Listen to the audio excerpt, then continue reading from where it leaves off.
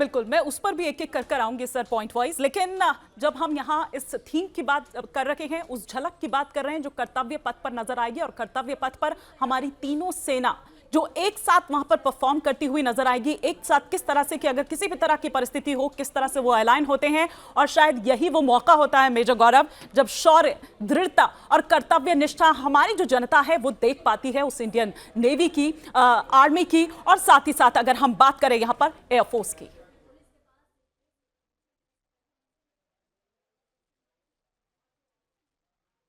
नहीं, बिल्कुल हिमानी, आपने बिल्कुल ठीक बोला। एक तो ये जो कर्तव्य पथ पे ये लोग मार्च करते हैं, और पहली बात तो ये है कि सिर्फ उनका एक समन्वय, उनका एक एका देखने को नहीं मिलता, उनका कल्चर, उनका ईथॉस भी देखने को मिलता है। आप देखते हैं किस तरीके से मार्च करते हैं। इसके लिए बहुत प्रैक्टिस चाहिए, बड़ा डिसिप्लिन चाहिए। लोगों को तो दिख जाता है मार्च हो गया और एक रेजिमेंट, बस अनाउंसमेंट होती है कि ये रेजिमेंट सामने से जा रही है, लेकिन उसके पीछे पूरी एक साल की मेहनत है। जहां तक आपने बोला आर्मी, नेवी और एयरफोर्स की बात, किस तरीके से वो लोग इस साल को डिक्लेयर करा है ऑनरेबल डिफेंस मिनिस्टर ने, 2025 ईयर ऑफ डिफेंस रिफॉर्म्स, और उसमें जो सबसे पहली बात जिसका उन्होंने उल्लेख करा है वो है थिएटराइजेशन। थिएटराइजेशन वो चीज है जिसमें कि आर्मी, नेवी और एयरफोर्स एक साथ, theatre are obviously geographical entities हैं वो, लेकिन उसमें आर्मी, नेवी, एयरफोर्स एक साथ काम करेंगी। तो हाँ, मुझे लगता है कि इसके पीछे बहुत तैयारी की गई है, और ये तैयारी की एक झलक, एक छोटी सी झलक हम लोगों ने अपने स्क्रीन पे देखी।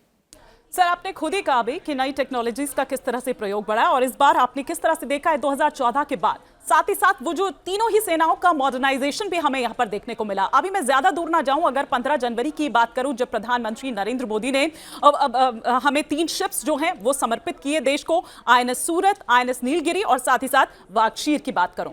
आईएनएस सूरत की अगर बात करूं तो वो एआई से युक्त, और आप उसको ज्यादा बेहतर तरीके से बता पाएंगे, 75% जो कि भारत में ही उसके वो बने हैं। साथ ही साथ आईएनएस नीलगिरी की बात करूं तो जो ब्लू वाटर ऑपरेशन है उसके लिए डिजाइन किया गया है, और ऐसे ही वादशीर भी।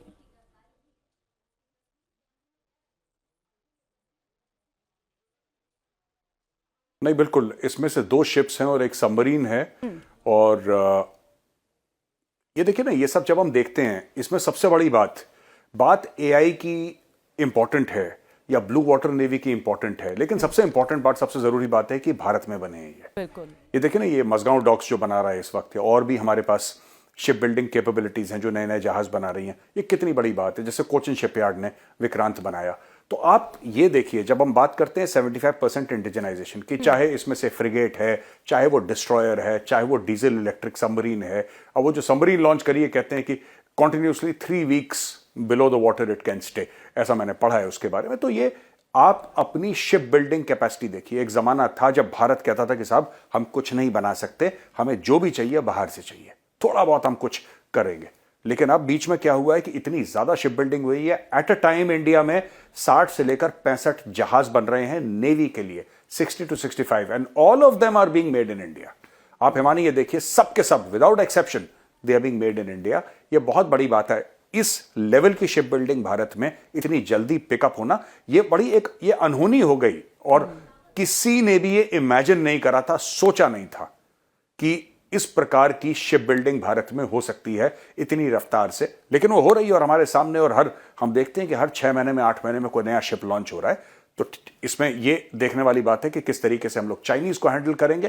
Pakistani navy is not such a big threat, but yes definitely the Chinese navy, और आई थिंक इंडियन नेवी को प्रिपेयर करा जा रहा है एक बड़े रोल के लिए। न्यूज नेशन अब व्हाट्सएप पर खबरों की ताजा अपडेट के लिए न्यूज नेशन के इस क्यूआर कोड को स्कैन करें।